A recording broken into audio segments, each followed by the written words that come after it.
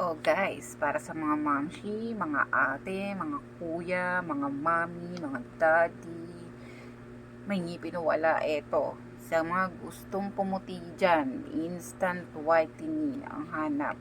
Eto na ang sagot para sa inyo. Suki Niacinamide Whitening Body Cream.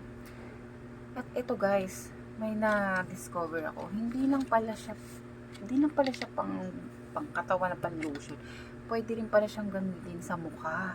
Kasi may cooling effect siya. At eto safe siyang gamitin. Kasi DFA approved siya. Hindi siya makakasira ng balat. So, tignan nyo.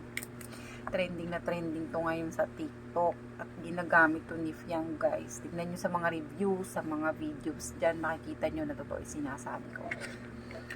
Eto, lalagay ako dito sa kabila para makita natin ng ang difference na to. Mapatunayan natin kung gaano siya ka-effective, kung gaano siya ka talagang instant whitening. Eto. Oh, totoo talaga.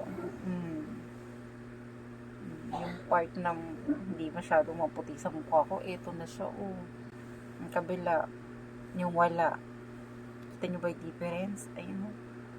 Ang ganda, kuminis at pumuti. Na-cover niya yung melasma kung nakikita, oh. Yung mga may konting mancha pa akong natitira sa mukha, ayun, mga melasma. Na-cover up niya. Puti agad, oh. Tignan yung difference sa kabila na to tsaka dito, diba? Mas maputi ito kaysa dito sa kabila. So ano pa iniintay guys?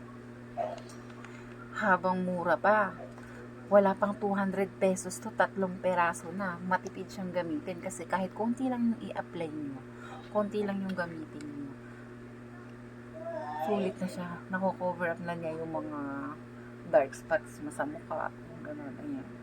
Sa balat, sa kahit anong part ng katawan mo na pag gusto mong lagyan, pwede siya.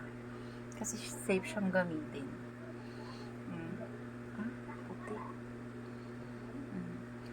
Bukod sa ginagamit kong sunscreen, pwede na itong panggamit talaga sa mukha. Mura pa. Hindi lang pang katawan, pang mukha pa. Oh guys, ano pang iniintay niyo dyan?